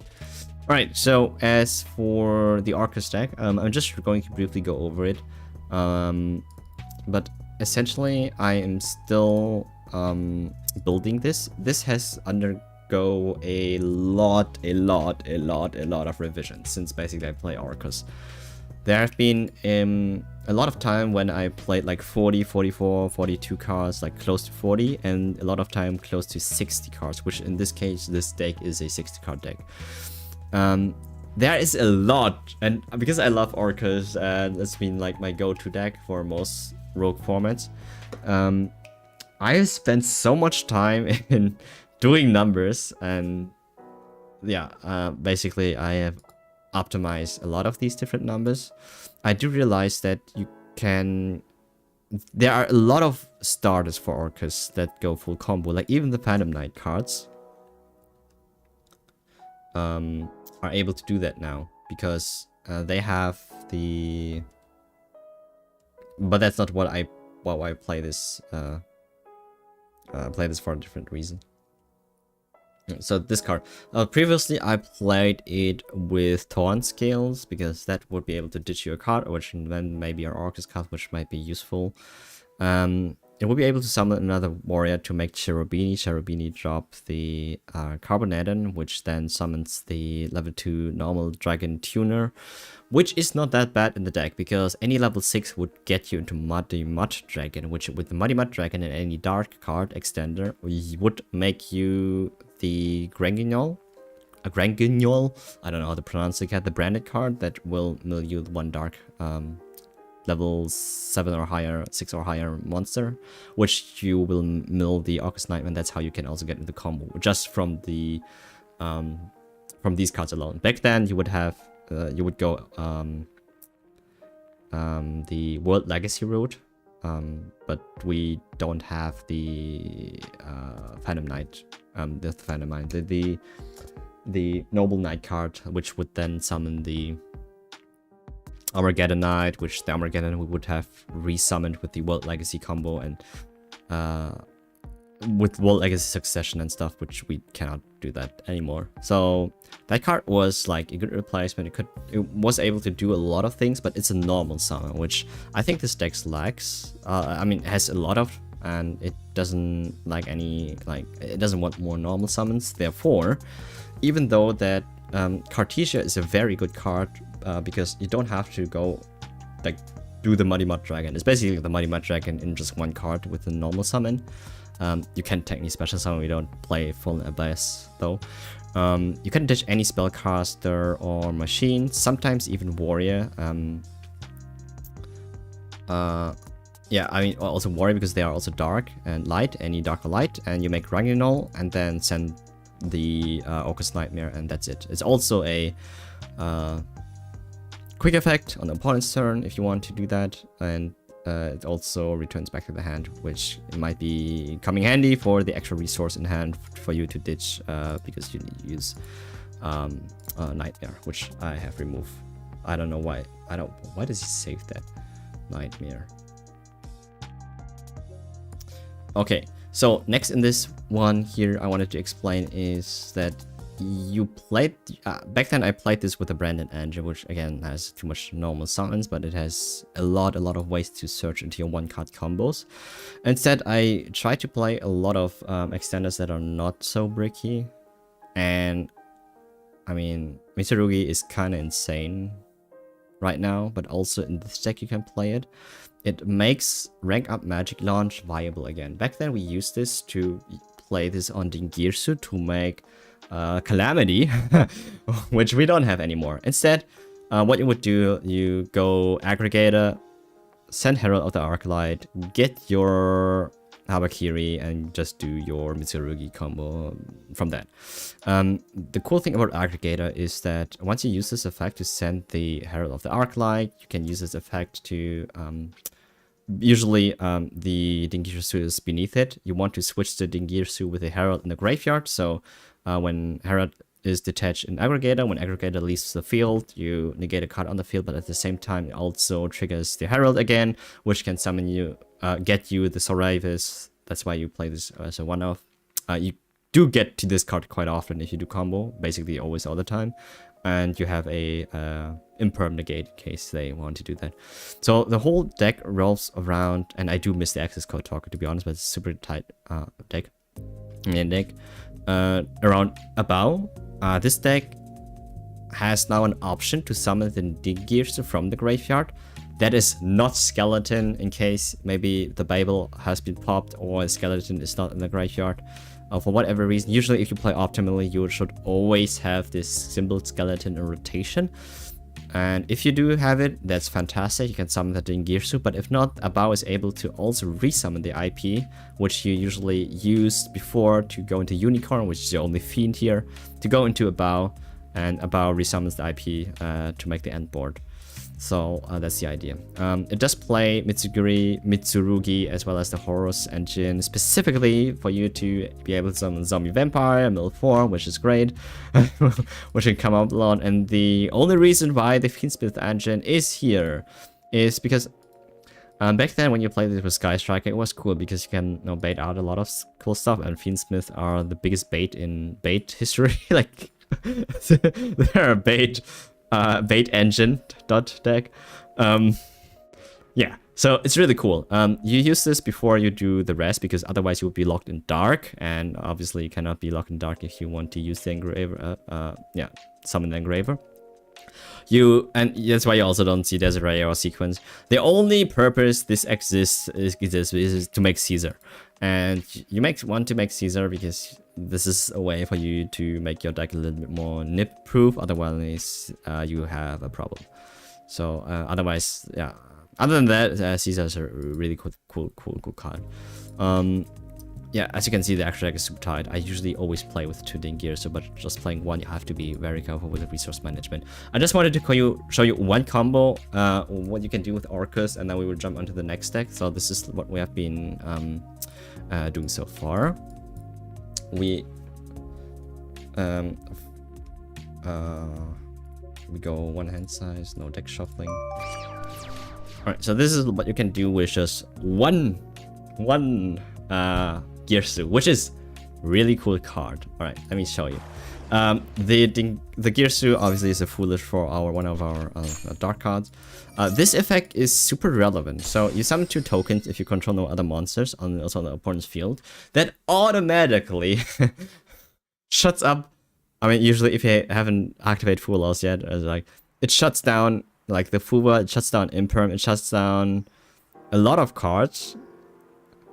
Most people don't play Valor in the main deck, so there's only Ash as well as Impulse. If they play Impulse, you play Malice most of the time. That is a big information to have. And the only thing then there is Nib as well as Ash. But usually Nib and Ash bait, usually if you have you have 4 different other cards. If they happen to be one of the Fiendsmith cards, then you can bait them out. But then that also doesn't mean you would be able to get the token on the opponent's side. So I don't know. So activate Harp Horror here, summon the Nightmare here. Summon the Galateer here. Okay, so we are not going to use the effect here. We go right into Bardiche.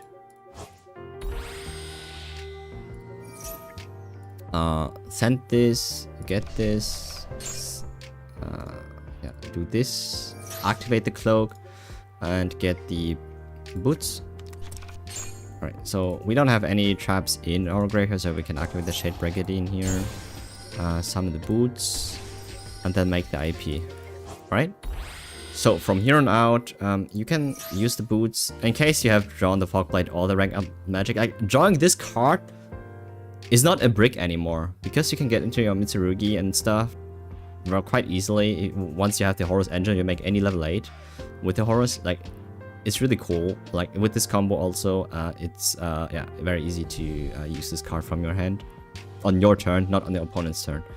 Fogblade is there in case. I mean, it does come up that you use this card in the graveyard quite a lot to resummon the bodies, which I like. For some reason, I do this quite a lot, which helps a lot in the grind game later on. There's also like another interruption in case you already drew this. But here you just want to get the rank up magic, and from here on out we use Nightmare's effect. Target our monster or opponent's monster, doesn't matter. Send the Symbol Skeleton.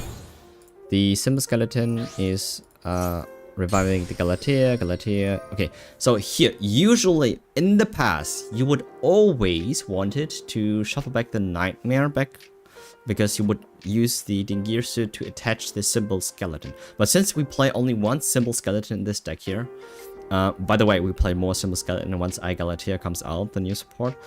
But we only play one here. We want to have this in our rotation because this combo that I'm going to show you right now is not going to attach the Symbol Skeleton onto the Dingirsu because I only want the Galatea under the Dingirsu, which once we summon it, we pop it with Bardiche, we protect the Dingirsu by detaching the Galatea, which would then fulfills the activation condition of rank up magic launch. Okay, so usually since we play 2 in this deck, I shuffle the Nightmare back into the deck, but here I do shuffle the Symbol Skeleton in our deck. Set the Babel. And then here we go this route. We go Dingirsu. Right, so we activate Bardiche, target our Dingirsu. Alright, sure. I misclicked. I was too fast here. let's do this again. Alright, let's do this again. Really quick. My fat fingers are too fast here. That's the problem with automated sims because, yeah. Alright, let's just redo this real quick. Summon this, summon this, summon this. Send this. Get this on the field, get this. All right.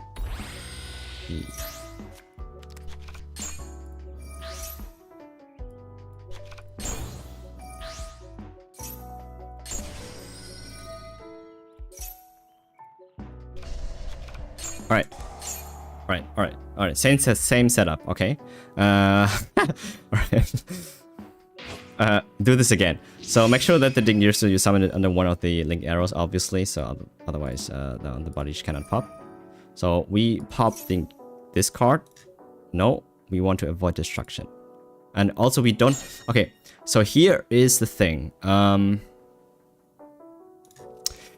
Do you want... Like, it depends on you. The moment you summon Dingirsu, you also have the option to send a card. If you don't attach a card, then you might as well send away the token, which I believe is okay. But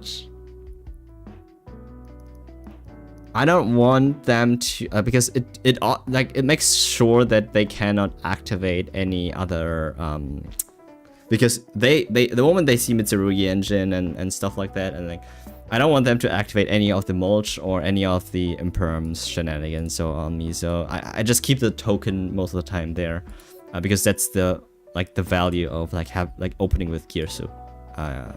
Because it gives them a token they can control a card in the field. So we rank up this one and do aggregator. Activate aggregator effect to send this card. Activate this card to get the Habakiri. Okay, so here we activate aggregator's effect to switch the Herald from the graveyard with our Dingirsu. So Dingirsu is always in the graveyard, so we can always resummon it back with a bow, which is the way we're going to summon back the Dingirsu. And yeah, we have the Herald attached to the aggregator. So the Herald is going to be triggered a second time, which is not once per turn. So here our Mitsurugi is like the standard stuff.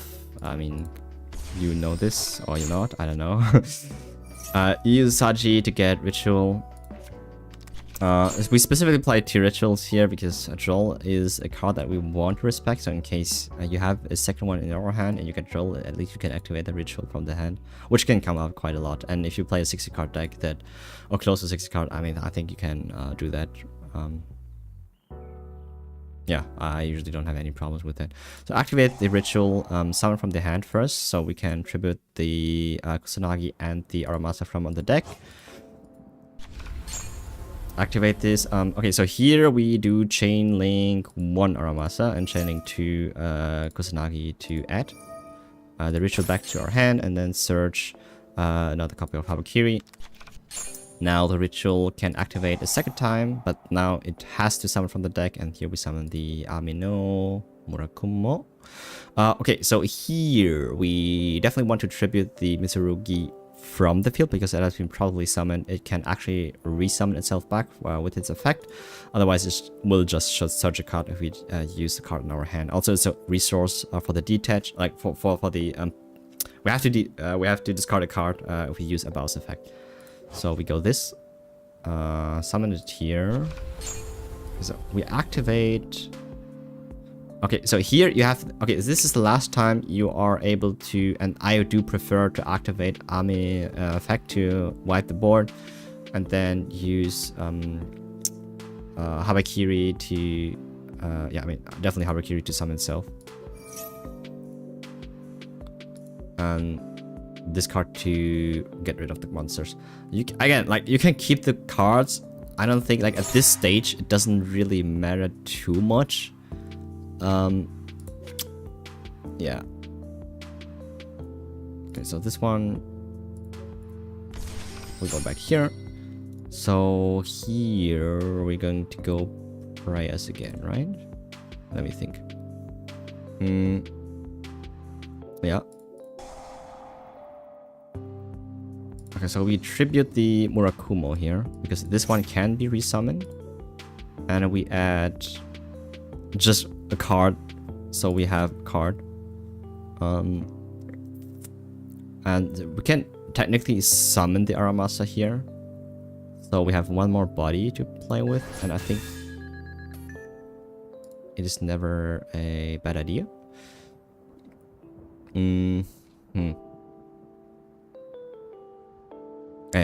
Like, I don't know. Okay, let me think about this. Do we actually want to do this? It doesn't matter. We use all of them. It's just link fodder at the end of the day. I'm looking like, I think Sachi has the most defense. So, alright. So this card goes back, and we add the purification. Right. So this is our setup, and from here on out, we're going to go Unicorn.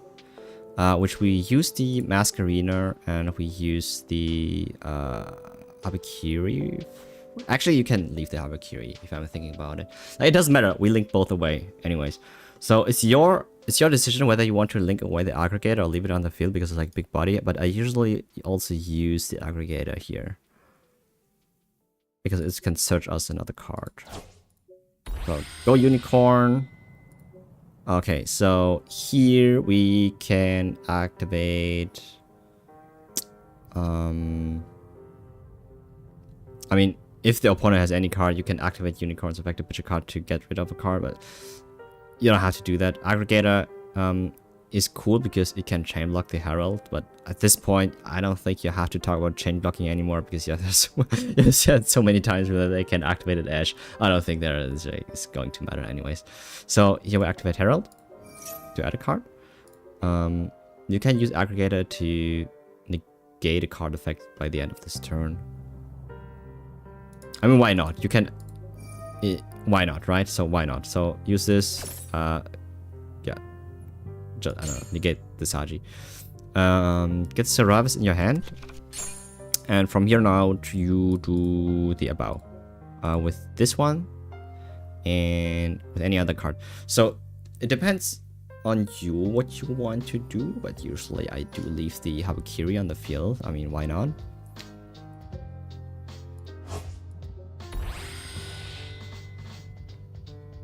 Okay. So sometimes they do activate certain cards where you just want to use Purification first, and if you only have Murakumo on the field as a tribute and not the Habakiri, then you miss... I mean, you don't really miss out on his hand drip because you can resummon it, like wipe the board, and then you can still use the effect, but I don't know. Usually you prefer to use the Murakumo's effect first before you got Purification, the Murakumo, and then the board wipe. Anyways, so this is the board. We use about, and this one we can normal summon, which is like an extra resource, which we don't really need anymore. But about is Abao's real value is if she is going to stay until your next standby phase. This is going to draw you like 7-8 cards, which you can pick any cards of it that you need and win from there. So I usually ditch this card here, and we banish this card. We re-special summon the IP here.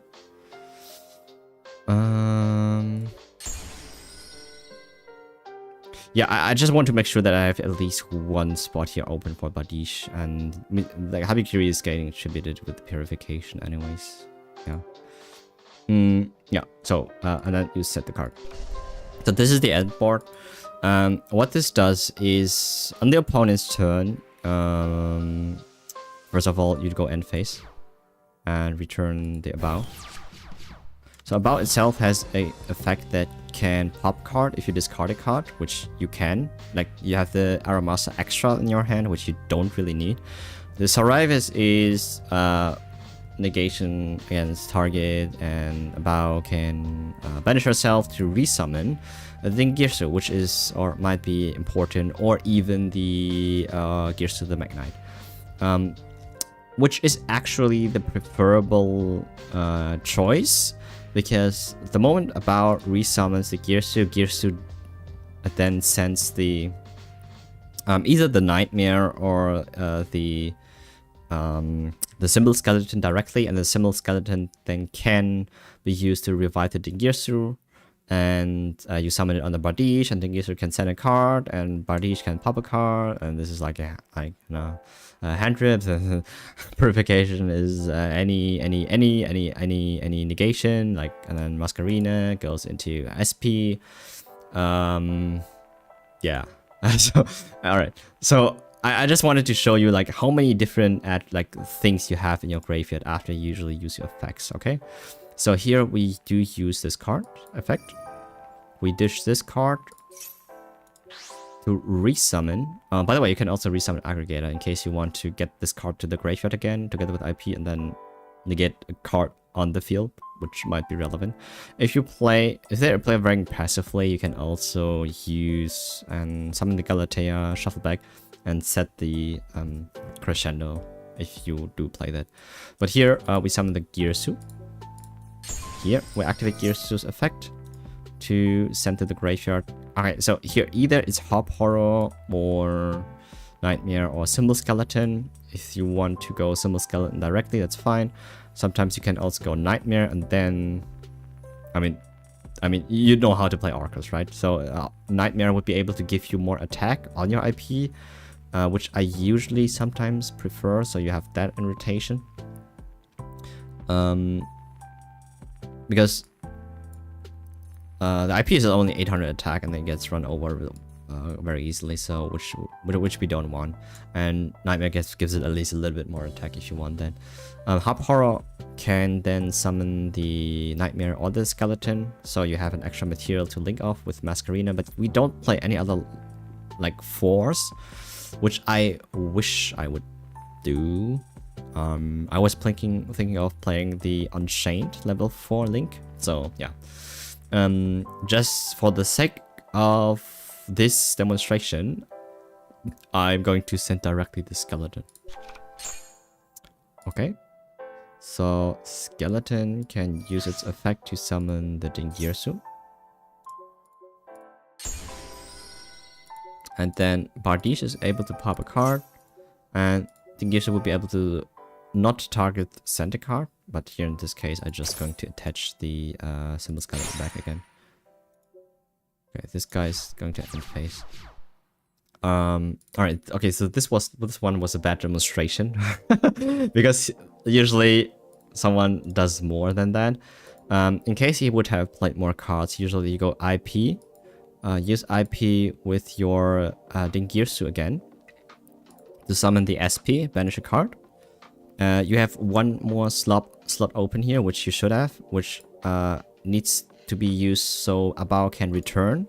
The moment Abao returns, you would have next to Cybers, I think Machine, Reptile, Fiend, Fairy, Cybers, Dragon if you use Saravis. I think that's it, like, and maybe Warrior if the Badish is also in the graveyard. So there are a lot of types, and usually you would draw like 5, 6, 7 cards if like the Abao is on the field. But like, bad demonstration. The opponent doesn't play any cards, so cannot use an IP here. Bad AI, right? So a bad AI to test against. So you should play more cards. And then yeah, but for this simulation we only had one card to draw anyway, so that's why. So this is the combo for with just Girsu. This can go many ways. It can basically go from any direction. Even just like opening horrors, triggering the zombie vampire, getting your Orcus in the graveyard will let you do the same combo. And sometimes even just opening from the Mitsurugi engine, going the level 8, going to zombie vampire, like yeah, milling the 4, summoning your Girsu sometimes also, that also happens sometimes. Alright, so as for the last one, I'm just going to quickly go over is this engine here. As you know, Fiendsmith has been around for quite a long time. And I mean, this is a hefty extra deck space, man. Not this card. Like, you don't have to play some of these cards, but I noticed that someone from whatever regional it was, I don't know what, he was playing this thing here in the extra deck, and it makes me wonder. So let me show you what this is about. So you go regular Fiendsmith stuff.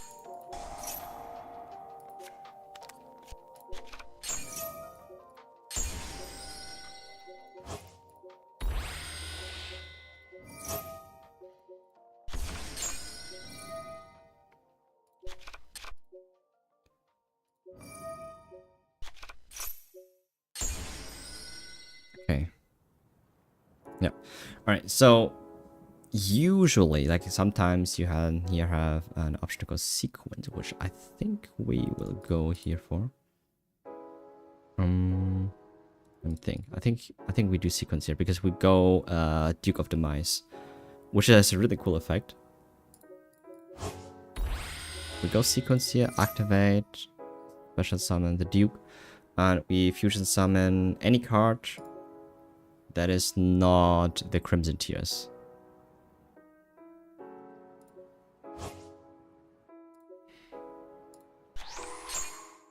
Okay, so what this card does is, first of all, ignore the first effect. It does come up quite a lot that during the main phase you can immediately, after this effect resolves, normal summon one extra monster, because we're going to use our normal, like one of our normal summon in this combo anyway. So if you have another normal summon that you want to do, you can use it here. But the more important effect is we can banish this card, then target the one fiend or zombie and add it to our hand. Because we have not normal summon yet, we can resummon this card. So we want to send it to the graveyard because we summon Dark. It needs to be a spellcaster link. Activate this card to get this card into our hand. Resummon this card. Okay, so what you do from this point is activate sequence. I mean, you could have shuffled Requiem also back into the deck. It doesn't have to be the second engraver. Like, sometimes you don't open 2 engraver, like don't get into 2 engraver if you open the track immediately. So usually you have sequence always in the graveyard. So attach it to the Crimson Tears. So since this one is a spellcaster and this one is like a link monster, we can use this to summon Chorotso. Okay. And this opens up a lot of different plays. So people have been playing this, so you can bridge. So you can make a rank 4 here. You can actually make a lot of things here. So the Fiendsmith engine can now bridge. I mean, it can do that before, but it can bridge into Ryziel stuff, and I mean, it's not new, but it can bridge into basically any rank 4, which is interesting. But this thing here is also, and because they are light and dark, Chaos Angel is possible if you go Requiem, summon Necroquip, and then you have a 6 and a 4, and then it's just a dark then. If that's relevant, I don't know. But Chorotso is also a tuner. And this being a tuner is actually really cool. It's like a fiend and spellcaster. And I've been thinking about like what you can do in this situation. There are a lot of cool things that you can do here. But since this one is specifically a spellcaster, once they get more support, the Magistus card, this is kind of insane. So this card requires a spellcaster tuner plus 1/1 tuners, which is level 8. You can use this card. This one summons can equip a Magistus monster from the extra deck. You play this card usually with one of these 3 cards. Usually this card is really great because it has an effect on the opponent's turn. And as long as this card is equipped with a Magistus monster from the extra deck, the opponent cannot activate the effects of the extra deck type of the card that this card is linked to. Especially if you go this first turn with Calamity and then attach Artemis to it. By the way, Artemis has an effect if you do play more Magistus cards in the future. If they get the new support out, you can use Artemis then to search the one of the starters. But this makes it so the opponent cannot activate link monsters at all. So I think, I don't know, it's just funny because I think it's just really cool card to side, to be honest. And if you play this card with this card, it's opponent can activate Exceed monsters effect, and then this card and this card, opponent can activate fusion monster effect, which is kind of strong.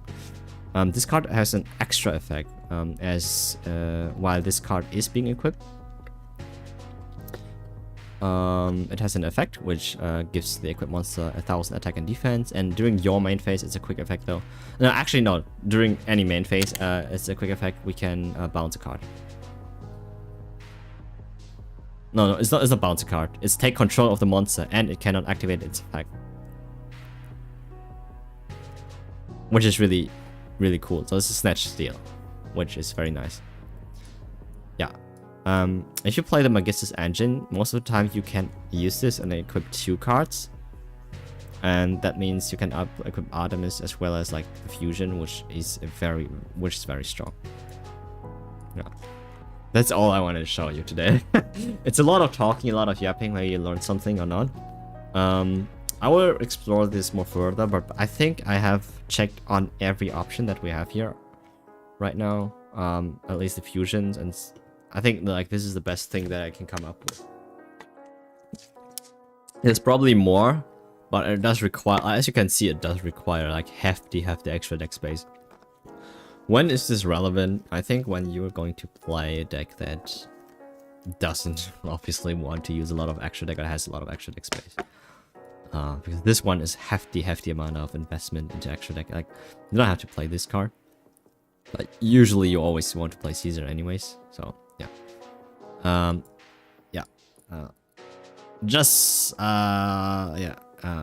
Food for thoughts, right? So that's it. Hope you enjoyed this. It's being saved as a replay on YouTube anyway, so if you want to rewatch this at any time, you can. I've been talking non-stop for now, and I'm going to take a break. Alright, see you around. Good evening, goodbye, and take care. Bye-bye. Oh, my water bottle just fell. Anyways, bye-bye.